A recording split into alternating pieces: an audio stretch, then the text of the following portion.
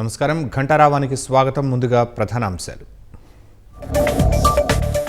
కులాలు ప్రాంతాల మధ్య చిచ్చు పెట్టేందుకు వైసీపీ యత్నం. శాంతి భద్రతలకు విఘాతం కలిగిస్తే ఊరుకునేది లేదన్న లోకేష్.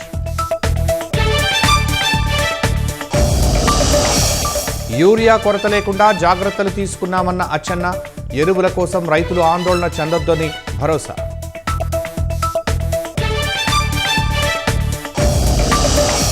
విజయవాడ ఉత్సవ్కు సుప్రీంకోర్టు పచ్చజెండా. ఆలయ భూముల వినియోగంపై పిటిషన్ కొట్టివేత.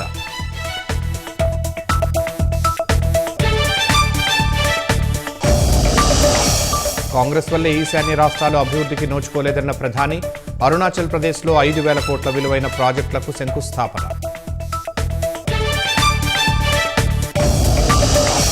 రాగస తుపాను వల్ల ఫిలిప్పీన్స్లో భారీ వర్షాలు. వేలాది మందిని సురక్షిత ప్రాంతాలకు తరలింపు.